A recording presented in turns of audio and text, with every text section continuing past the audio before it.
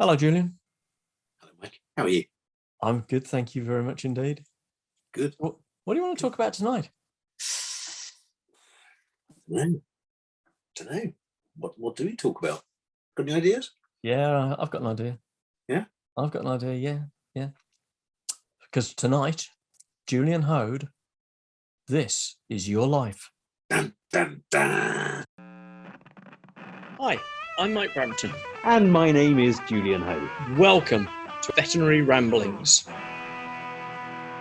So, Julian Entwistle Hoad, born on July the 24th, 1824, Yes. of John Henry Hoad and Mariah Hoad.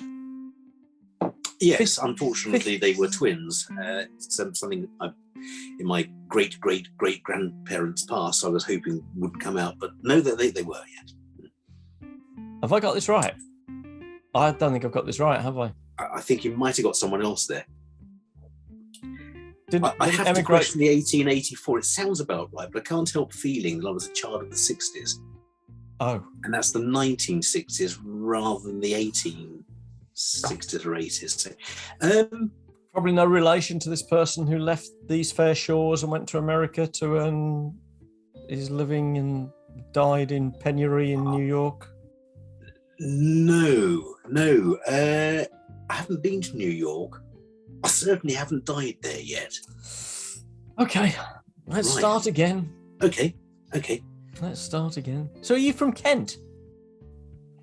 Yeah, no, my father was originally, yeah.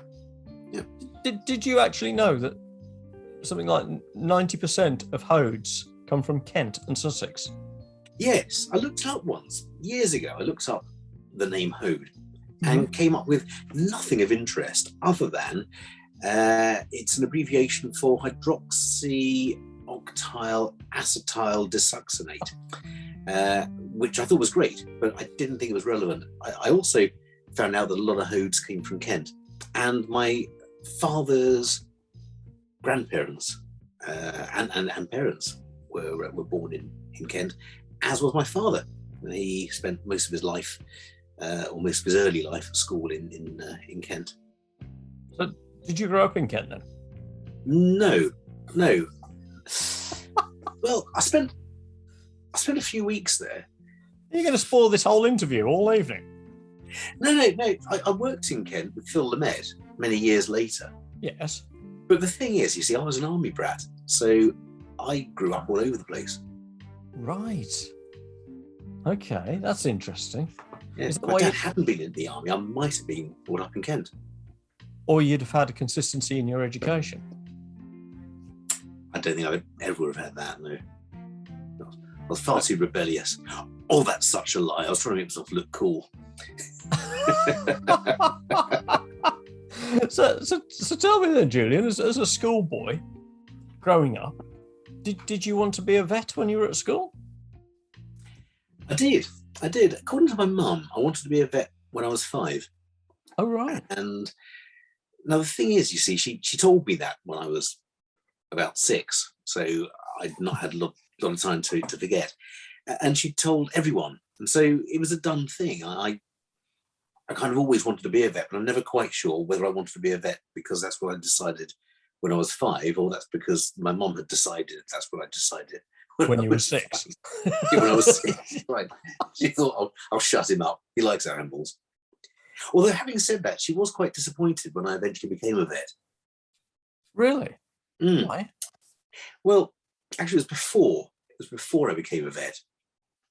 When I was doing my A-levels, I was offered the role of Oliver in a new film coming out. Right. I'd done a lot of Amdram and a few professional bits, and they offered me this role. I auditioned. They said, "Great, the role's yours." And then I suddenly thought, "Hang on, I've got to take a year off school." And it was first year of A-levels, and I thought, I can't do that, because if I do that, then I won't get the grades I need to get into vet school. And they said, "Well, you want to be an actor, don't you?" I said, No, I want to be a vet. They said, "No, that's a bit of a problem then, isn't it? Okay, well, we'll give the job to a guy called Mark instead." And they did. And my mum, I think, was always disappointed that I could have been some famous actor. rather than just a vet. Mark who? Well, according to my mum, it was Mark Lester, but I think the timing is wrong there. So I don't think it was that film. I think there was another Oliver film around. Right. Was this Oliver the sequel? That's right. It was based on the fact that he didn't like his adoptive parents and gave it all up to enter into a monogamous single-sex relationship with the Artful Dodger. Right. Okay. So you potentially turned down the ultimate screen break. Yeah. So that you could concentrate on your studies at school to become a vet. That's it. And the funny thing was, I didn't get the grades I needed at A-level anyway. So, so I had to go on and do another degree first. Fair. Is that so? You went down to Plymouth Poly, didn't you? I did that, Plymouth Poly. I don't know why I said that in a Scottish accent because it wasn't really Scottish. No. So what did you study at Plymouth Poly then? I did BSc in Biological Sciences. Right. And majored, as I think the term is, in Microbiology and Biochemistry. I see. And it was good fun because being down in Plymouth and me loving fish and the sea, I got to do all sorts of things like eating fish and swimming. Yeah, because it's by the sea, isn't it? Yeah, yeah. It's a bit cold though. It's a bit cold. And this was before wetsuits became affordable. Yeah. These days, people will have two wetsuits, won't they? They'll have one for the winter and one for the summer when they don't really need one. Yeah. So that was your first degree then?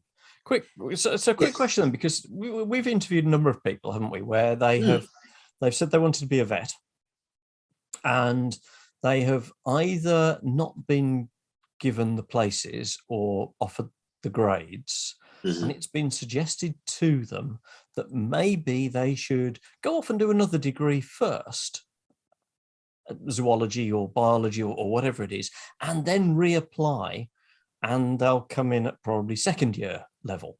But the significant difference between now and then is now everybody has to fund their own degree, whereas back then we were very generously given grants, weren't we? Yeah. We were, and luckily, I was given a full grant for Plymouth, right? Which was great. My mum, single parent at the time, 3 kids, couldn't have afforded anything. I couldn't really have afforded or justified, looking back on it, paying for my degree at Plymouth because I'd still be paying for that now. We never got to vet school.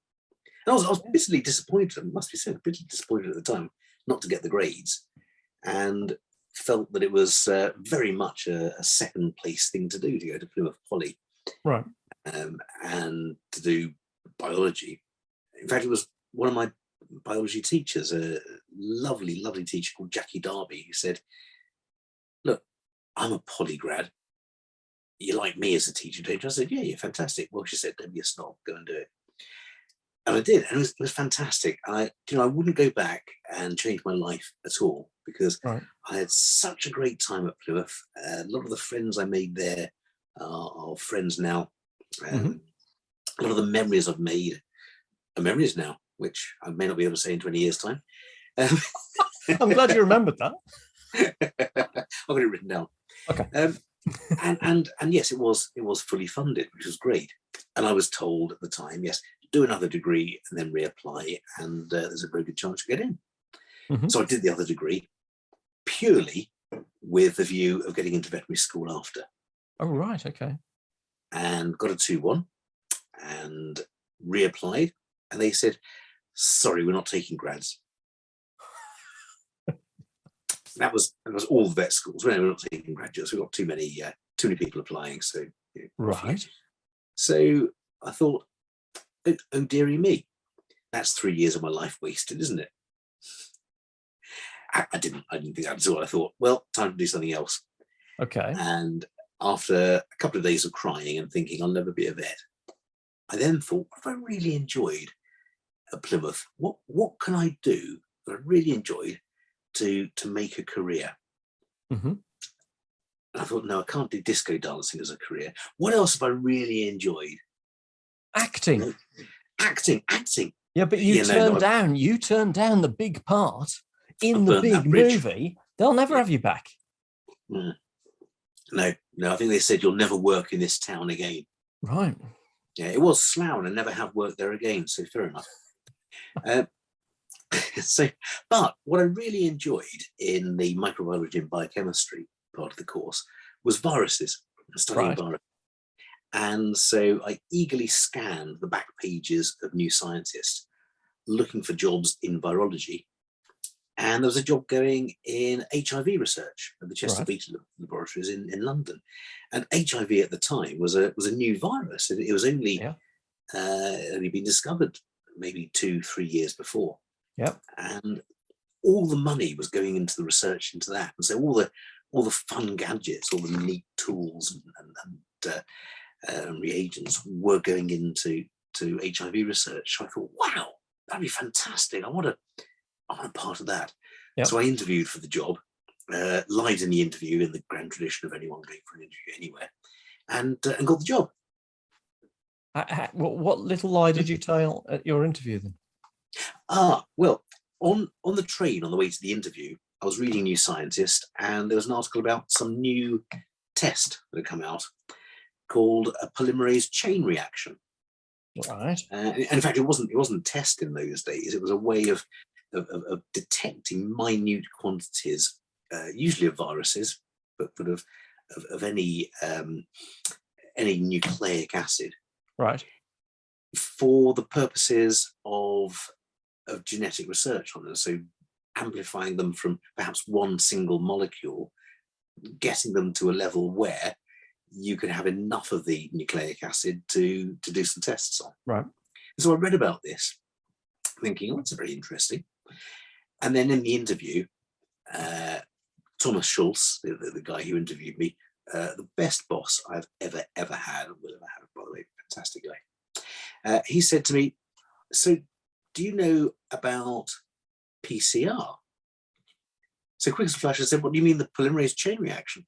Yes, I said, obviously it's a fairly new tool, so I haven't used it an awful lot, which was the likes. I've never heard of it before that morning. So haven't used it an awful lot really meant I hadn't even used it. But I said, it's a tremendously exciting new technique, though, isn't it? I said, relies on the polymerase that withstands high temperature from a thermo-dwelling bacterium called Thermus aquaticus, and it involves going through cycles of depolymerization of DNA fragments, annealing to a primer, and then polymerizing a full-length strand between 2, 3' to 5' primers. I said, and this is all obviously done at the moment by robotic hands moving from one water bath to another. I said, surely it won't be long before someone invents a little machine that actually changes the temperature automatically.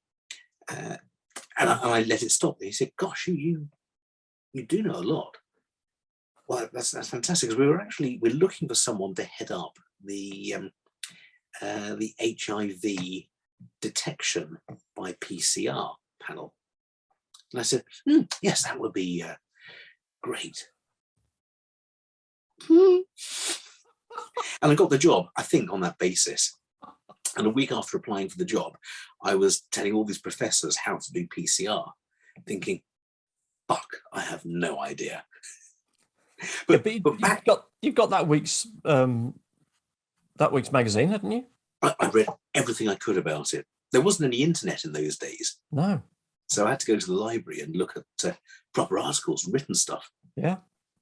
But in those days, there were 3 water tanks. There was one at 96 degrees C, one at about 50 odd degrees C, and one at 70 odd degrees C. Right. And what you do is you get a little sample that contains the DNA or the RNA that you need, and you put it in the water bath at 96 degrees for 2 to 3 minutes, mm-hmm. and it separates double-stranded DNA into single-stranded DNA. Right. You then add a bundle of primers, and primers are nucleic acids that recognize the bit of nucleic acid you want. And then you cool it down to about 50 odd. Mm-hmm. There are calculations based on the number of guanines or uracils or thymidines that are in the section. So whatever temperature that recommends, you keep it in that for 2 to 3 minutes, and it allows those little sections of nucleic acid to bind to the bit of interest that you want. And then you stick it in the third water bath, and the TAC polymerase, the Thermus aquaticus DNA polymerase that's in there, will add nucleotides to that strand and make it a full length one. And you then go back to the beginning again, put in 96, 56, 76, 96, 56, 76, 2 to 3 minutes each for 25 cycles. And it was very, very dull. You'd be sitting there, it would take about 4.5 hours, and you'd have just enough time to pop for a pee, maybe go upstairs and grab a cup of coffee from Eileen, the waitress up on the top floor, but you couldn't really stop to chat to her, which was a bit of a shame. So you had to go grab your coffee, say, "I'll see you later, Eileen, save me a cheese and pickle sandwich," and rush back down. Next water bath, 4.5 hours. Now these days they do it in about 2.5 hours with a machine. Much easier. Progress, eh? So how long did you do that for? It gave me, I did that for 3 years. And Right. it gave me the opportunity to write the most boring chapter in the most boring textbook ever. So I wrote a chapter called Detection of the Viral Genome by the Polymerase Chain Reaction in volume 4 of Methods in Experimental Virology. Right. Which didn't quite sell through the first print. I think I've got a copy of that here somewhere. You? Yeah.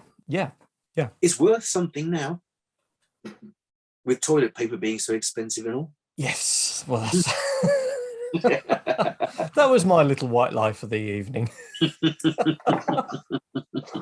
So you waited 3 years. So were you applying to vet school every year?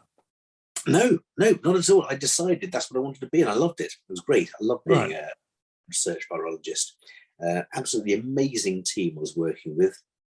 I got the opportunity to speak in Italy, in Italian. So my boss Thomas was a polyglot, spoke about 5 languages fluently, and I had to speak in Italy. So he wrote the lecture for me and coached me through how to pronounce things. What I didn't realize, he said, "I'm going to start you off with a bit of a joke as an icebreaker."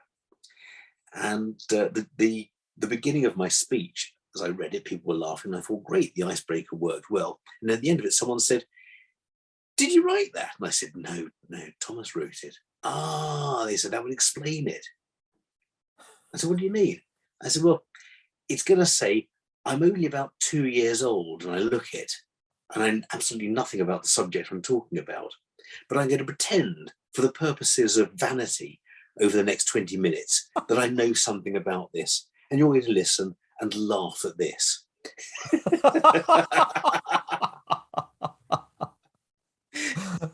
How excellent is that? It's brilliant. Absolutely brilliant.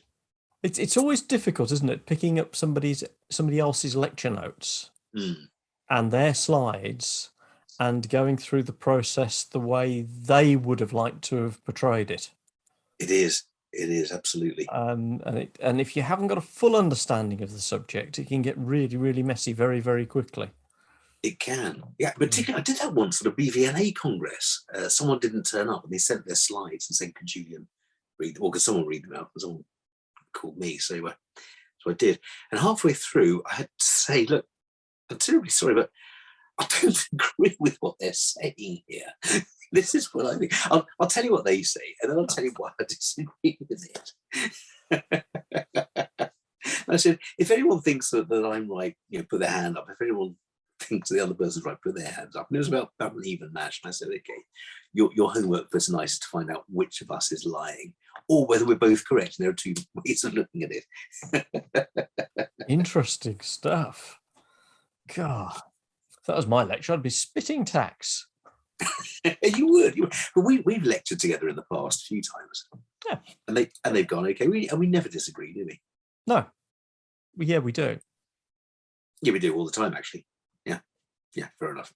We particularly disagree when we're tacking in a boat, and I say port and you say starboard to try and avoid something. Well, yeah, but let's not talk about that now. Okay. I didn't know the wave took the poor dummy man overboard to the wrong side of the boat at the last second. I got it all under control.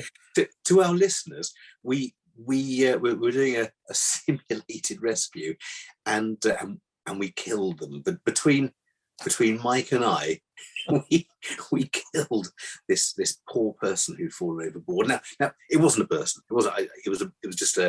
It was just a boy. It was just a boy. That's just even worse, doesn't it? Just a boy. Yeah, there a we go. A little rubber inflatable boy, and we rolled over him. Luckily, our instructor cut us some slack, and we still qualified. And so, if anybody wishes to join us on an offshore powerboat and is prepared to pay for us to drive, we're quite happy to drive you offshore in a powerboat. Absolutely, we'll do we've that. got the license that says we've got can. the license. Woo! We can't radio anyone if we have any problems. No, because we haven't done that bit of the course yet, have we? No. No, we'll get that bit of the course. I want to get back to this. I'm rather intrigued because you waited 3 years.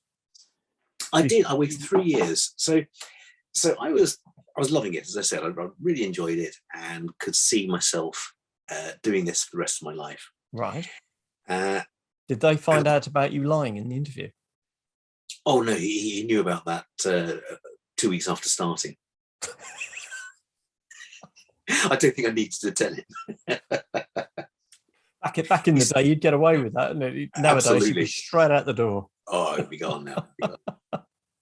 No, a couple of things happened. So I was going out with a girl at the time who lived in Potter's Bar, and she was house sharing with a vet student.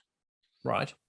And so I spent many a night chatting to her and the vet student, and finding out about life as a vet student.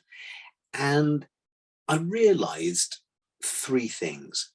I realised, 1, I wasn't fully committed to doing the PhD that I'd been offered.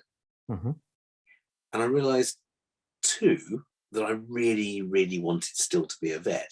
And I realised, 3, that I preferred the girl who was a vet student to the girl I was going out with.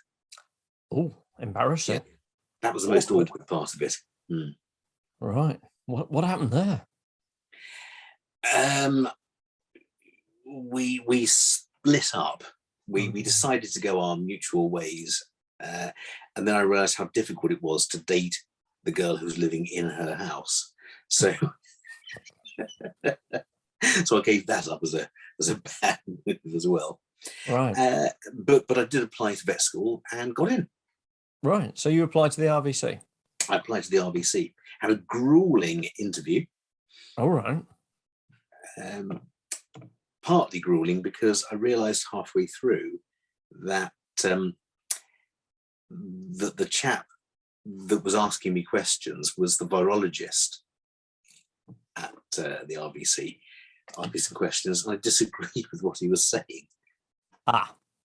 So he was asking me questions about the polymerase chain reaction. It was quite clear he didn't have the faintest idea, and I was far too arrogant to say, I didn't at one stage either. I'll let you get away with that. But I actually corrected him during the interview and told him how it really works.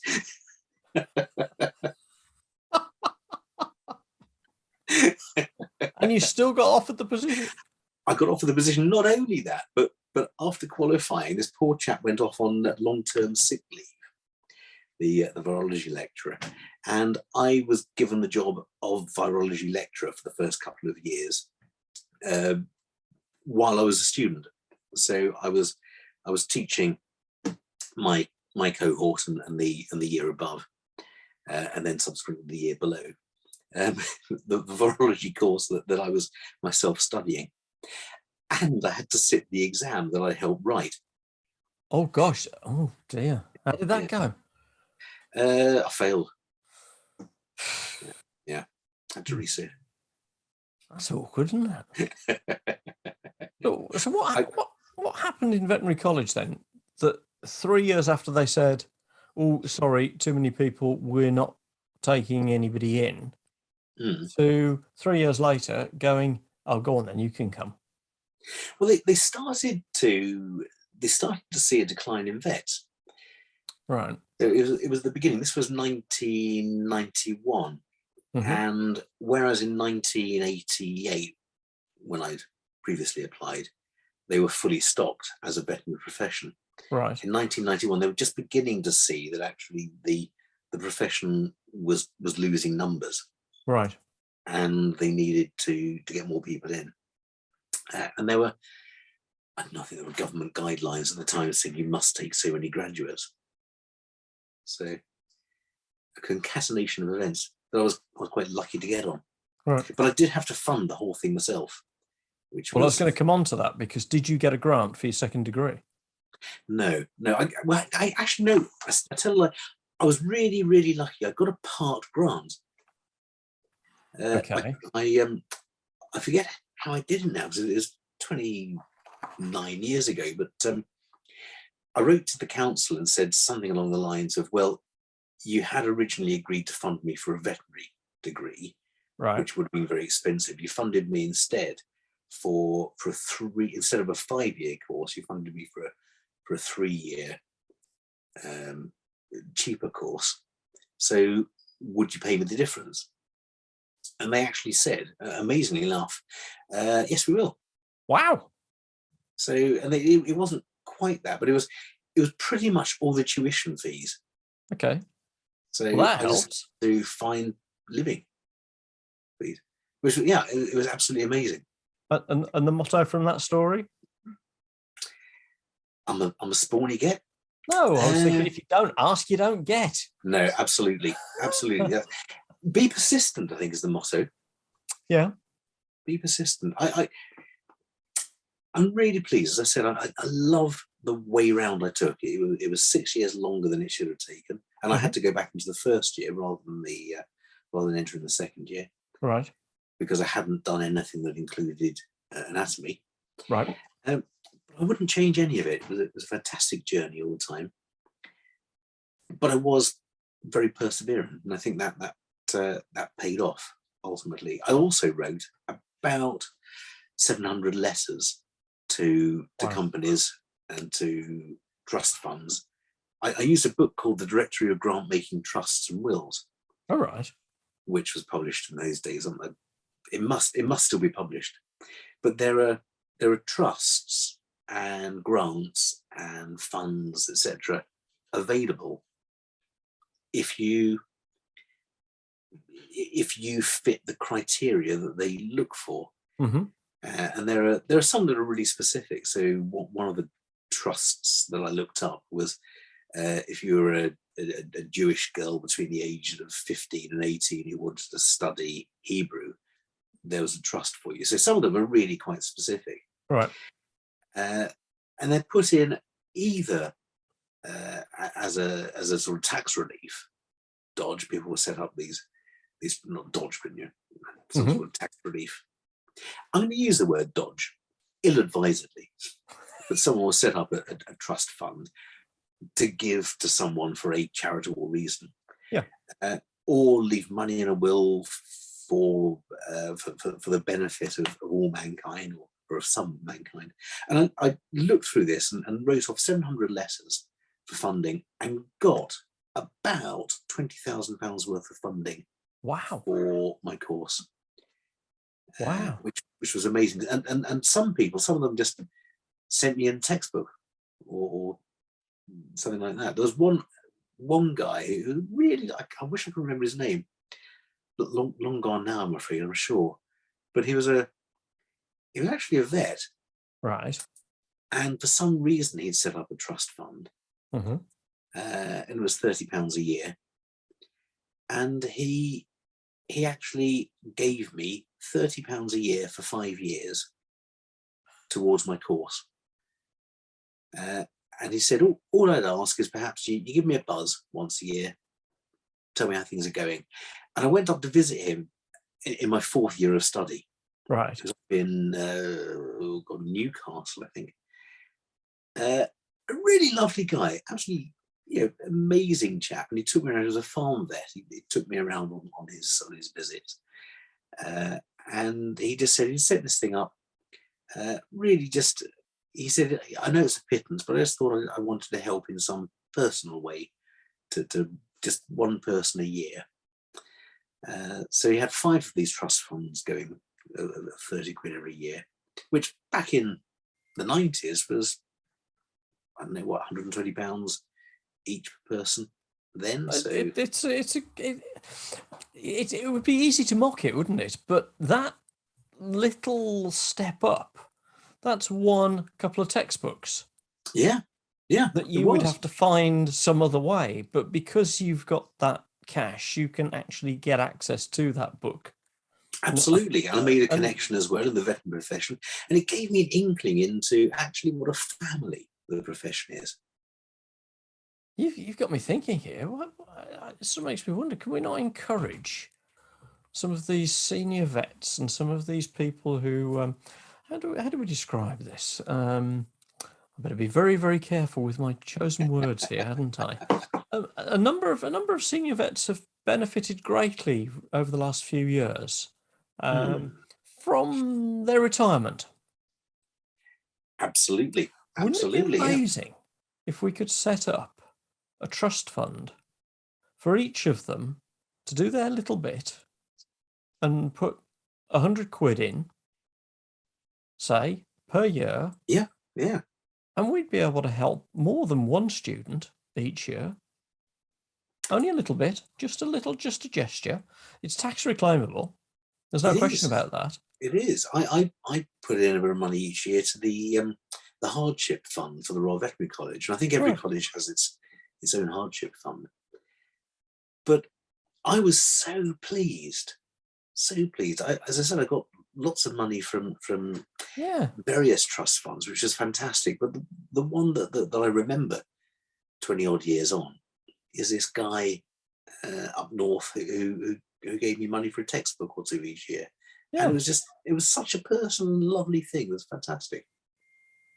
Wouldn't that be I'm going to throw it out there. If any of our listeners are listening and know who we could talk to about setting something up like that, just a little something from a wide range, all of our listeners, just to help, just take the edge off the costs of study for students now, that would be amazing.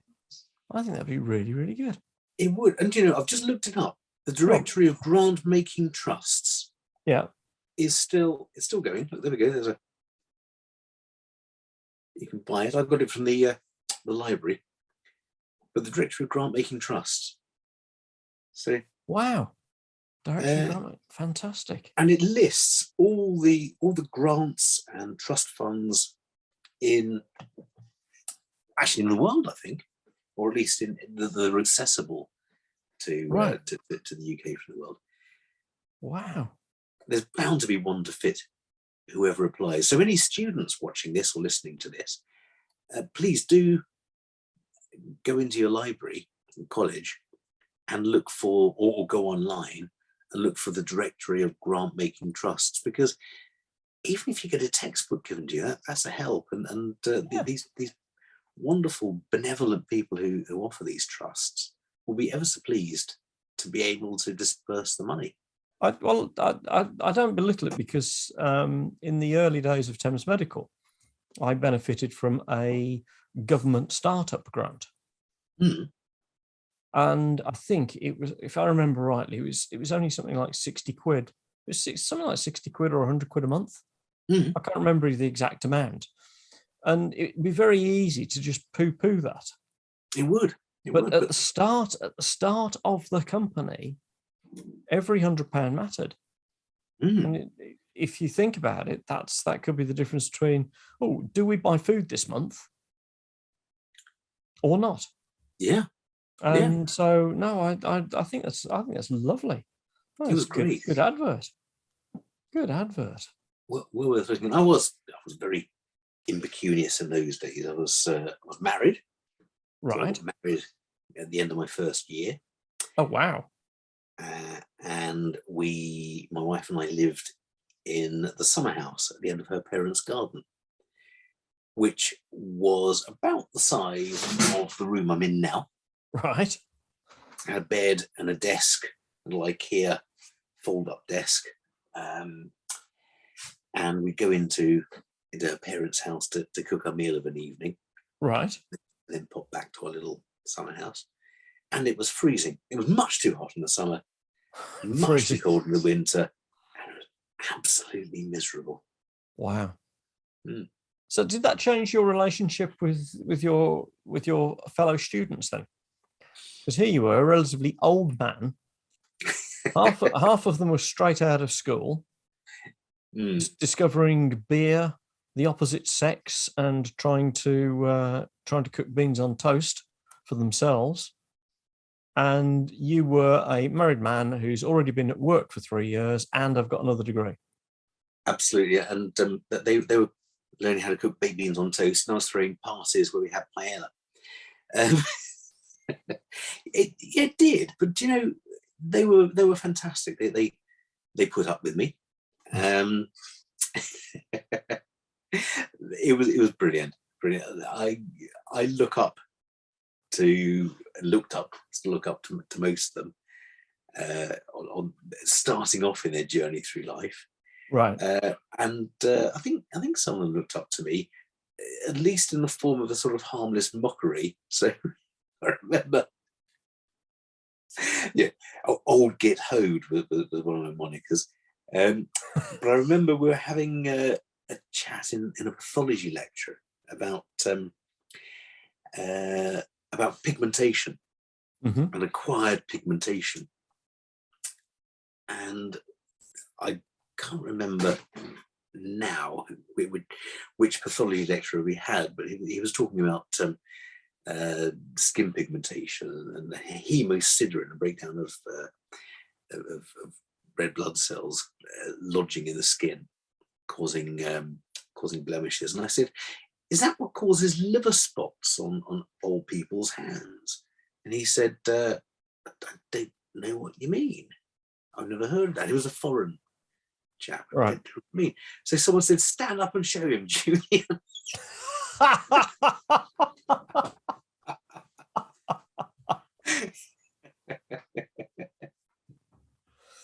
Oh, it was great. I was in a really wonderful position because I was close enough to their age to join in without being an old fogey. Well, so far as you were concerned. As far as I was concerned, absolutely, I didn't care. Yeah. I was immature enough to be able to be considered. I was really fortunate in that because I'd had a bit of experience in life, a lot of them felt they could come to me with problems or for advice. But you were a married man by then. Seriously, I was a married man. Yeah. But so where's the benefit? The benefit was as ever giving something back and feeling appreciated and needed. All right.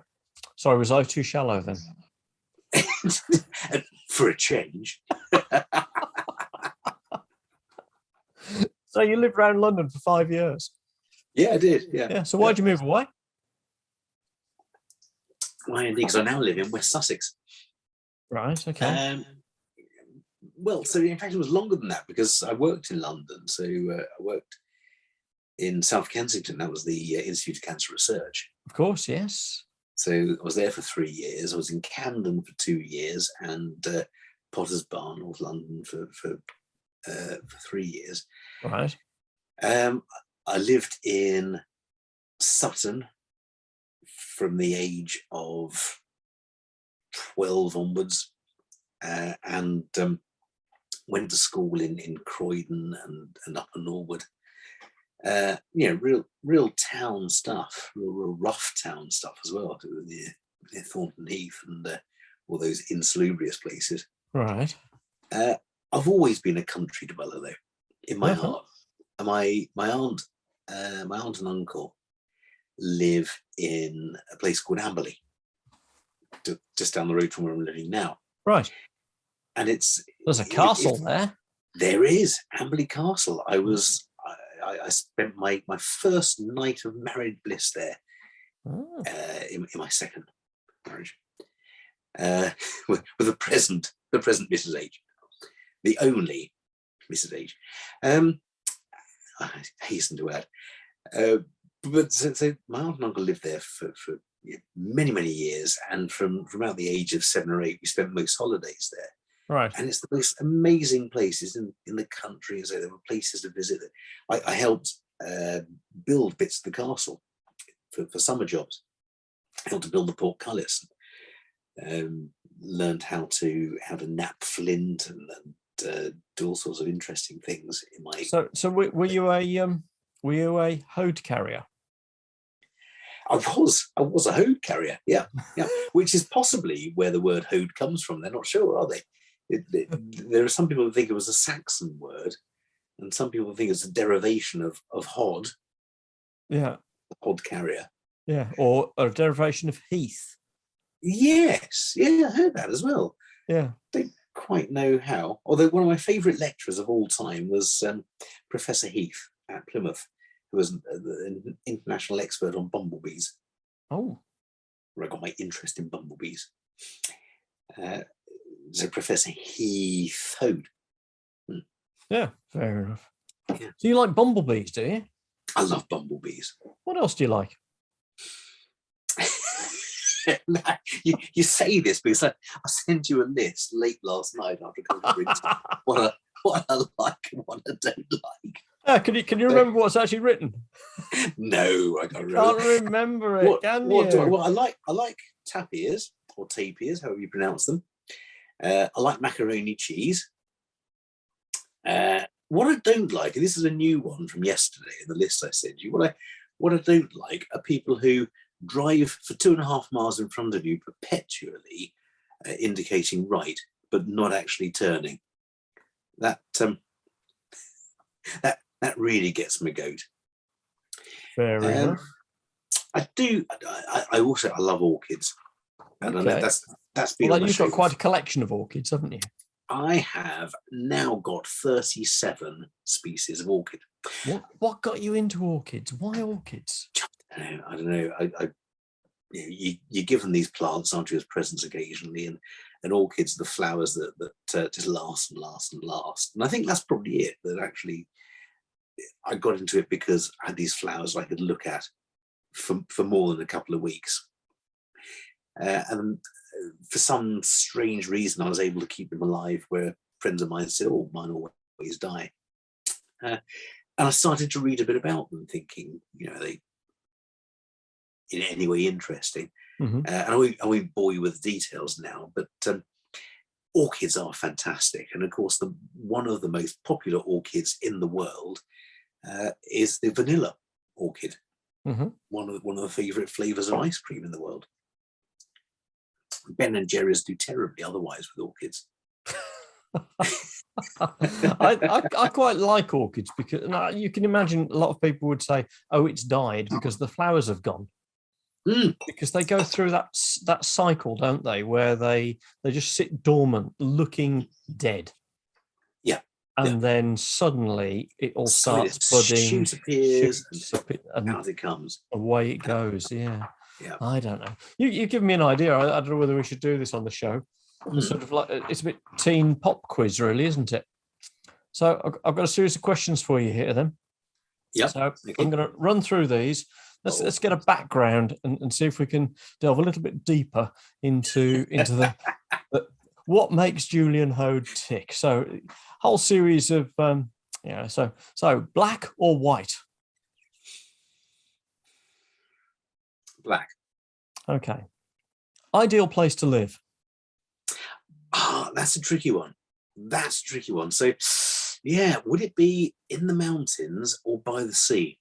I think an ideal thing would be on the top of a cliff. Okay, fair enough. Lighthouse. easy path down to a beach. Go and buy a lighthouse. I might do. Go and have a lighthouse. You could do your powerboat racing and stuff as well from your lighthouse. Okay. That'd be right, wouldn't it? Yeah. All right. So, favourite author? Now you see, favourite author. Favourite author generally is P.G. Wodehouse. Good, that's what it says here. Wodehouse. But my favourite book is by Douglas Adams. And so, and I've read the Hitchhiker's Guide to the Galaxy series in excess of 12 times. So for our listeners here, whatever you do, don't panic at this point in time. We are in control. So just don't panic. Don't panic. I'm never in control, but don't worry because it's always an SEP. Well, that of course is a reference to the Hitchhiker's Guide to the Galaxy, because written in great big bold letters across it are the reassuring words, don't panic. There we go. And an SEP means somebody else's problem. There we go. Fair enough. So you're a child actor. Do you still act? I still do. I tread the boards. I'm in a very active dramatic society. We were active during lockdown. Actually, we did a couple of radio plays. Wow. And I've done 3 live plays since then, face-to-face plays. I love it. It's great fun. What do you like most about it? What do I like? I love, like I said, every actor likes adoration, don't they? We all like. Let's leave it at that. Fantastic. What do I love hearing people laugh. Right. That's great. But I also, from an acting point of view, I love serious stuff as well. Mm-hmm. So some of my favourite plays have been serious things. Overall, my favourite play has to be The Importance of Being Earnest, an Oscar Wilde play. Absolutely fantastic play. So what would be your favourite part? What would be the part you would like? I told someone this a few years back. They said, I told them I was in The Importance of Being Earnest, and they said, who did you play? I said, Ernest. And anyone who's listened to the play or read the play or seen the play would know that there isn't actually a character called Ernest, but it's a bit of an in-joke among people. So Algernon was my character from The Importance of Being Earnest, who invented a character called Bunbridge, or rather his friend invented a character called Bunbridge, who he could use an excuse to go and visit when he wanted to get out of something. So when his aunt said, "Can you come for dinner?" I'd love to, but Bunbridge isn't well. I've got to go and visit him. Poor chap, he's not well. And so Algernon invented Ernest and became Ernest, and his future wife then fell in love with Ernest, and he had to become Ernest. Hence the importance of being Ernest. Very clever. Oscar Wilde play. Knew nothing of that. So okay, so Kenneth Branagh comes knocking and says he's going to produce his next latest greatest hit, and he'd like you to star in it. So what part would that be? Anything. If Kenneth Branagh comes knocking, I would play. I'd play someone from Waiting for Godot, the most boring play in the world. Yeah, I would do it. If Kenneth Branagh does, whatever, I'd do it. So have you got a part that you would like to play? There are so many. I would love. There are a few minor plays that never really hit the big time. Art. I can't remember who wrote Art, which is a play based solely on one joke, which is someone who's very wealthy, a nouveau riche, buys a piece of art, which is a white canvas with a slightly off-white streak on it, and pays an obscene amount of money for it. And his friends at first feel anger towards him for doing that, and then slowly start to realise there may be something in this. And I saw that in the West End when it came out, and the main protagonist was played by Art Malik, and that's a part I'd love, the part that Art Malik played in Art. Right. Or the part that Angus Dayton played, and I think it was Angus Dayton, in a Tom Stoppard play called Hapgood, which is about nuclear physics. All right.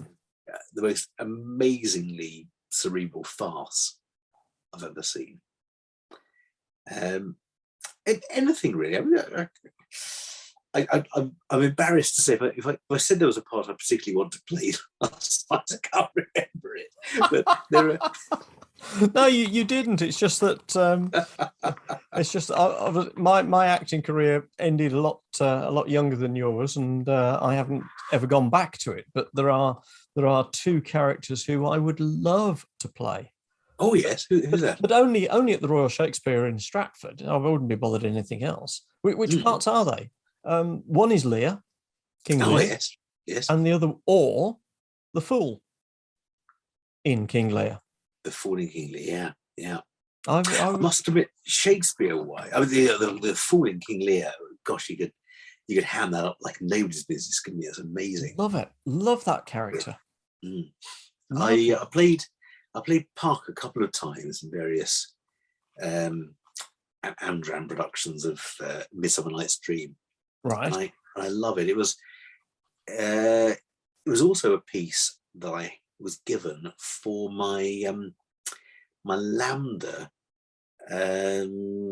silver medal, I believe. What's a Lambda silver medal? Sorry, Lambda is the London Academy of Music and Dramatic Arts. Oh. I did drama classes for years. Really, my mum didn't want me to be a vet. She really didn't, did she? She wanted you to be an actor. Really, yeah. So I did this, and I think it was silver. I did A Midsummer Night's Dream, and it was the Puck part. Mm-hmm. Through the forest have I gone, but Athenian found I none, on whose eyes I might approve this flower's force in stirring love. Night and silent. Who is here? Weeds of Athens she doth wear.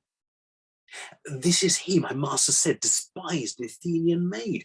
And hear the maiden's sleeping sound on this dank and dirty ground. Pretty soul, she durst not lie near this lack love, this ill courtesy. Churl, upon thy eyes I throw all the power this charm doth owe. When thou wakest, let love forbid sleep, his seat on thy eyelids.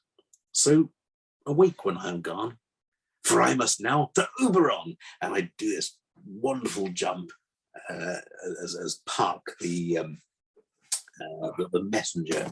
I've got all goosebumpy. Oh yeah, it was a lovely part. And I did that for my my Lambda piece and got distinction. I was quite chuffed.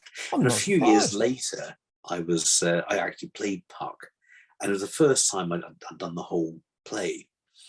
This was an amateur dramatics production in Kent, I think, when I was working down there. And when I stood up here, for I must now to Oberon, I leapt up and leapt over this piece of scenery. And on opening night, I disappeared down this trap door that had been left open by mistake. And everyone thought, wow, that's amazing. I got this standing ovation. And I was at the bottom thinking, I think I've broken my back. Oh, were you all right? I was fine. I was winded, but I was okay. Good grief. Good grief.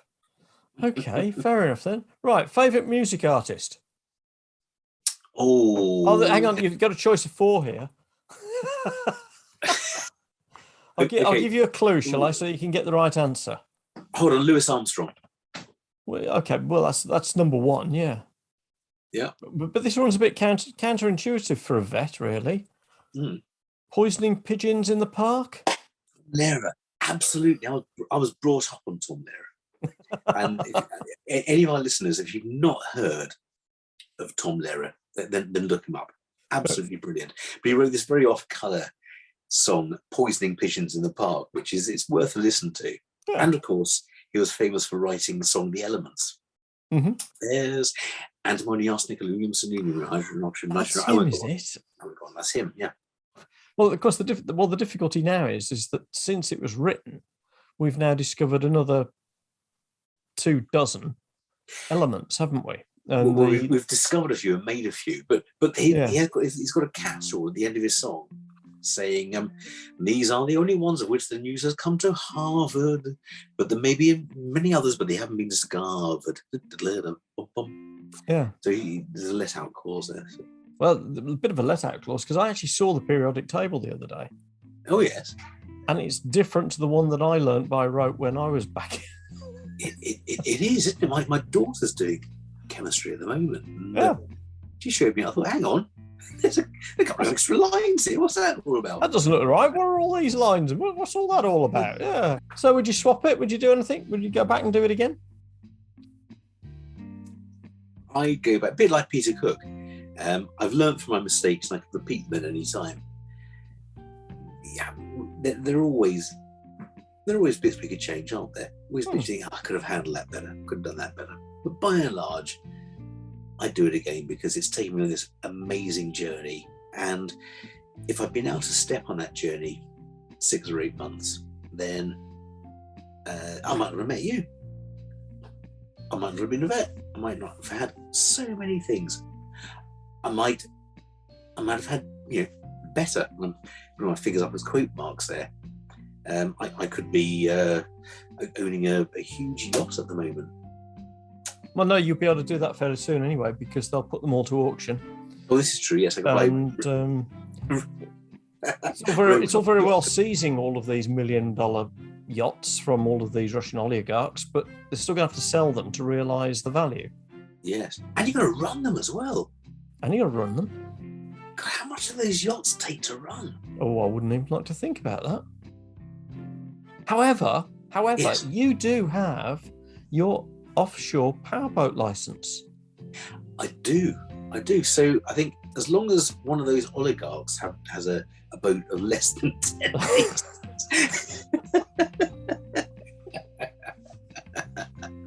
Is there anything you feel we've covered that we haven't covered that you wanted to cover? I don't know. That's my life. That's your life. We've covered it. Oh, I don't know what to say. It's all done. It's all done. Julian Hoad, it's been an absolute pleasure to meet you this evening. And if you've enjoyed listening, don't forget, drop us a line, and don't forget, click subscribe to Veterinary Ramblings, and we'll see if we can get some other interesting guests on for us to talk to. Nice to meet you, Mike. Nice to meet you too, Julian. May your dog go with you. May your dog go with you. Cheers. Cheers. And cut.